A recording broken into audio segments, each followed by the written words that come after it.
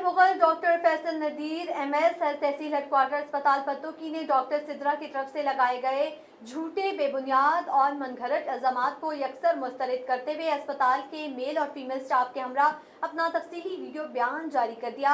तमाम स्टाफ ने डॉक्टर फैसल नजीर पर एतमाद का इजहार करते हुए मुकम्मल सपोर्ट का यकीन दिलाया।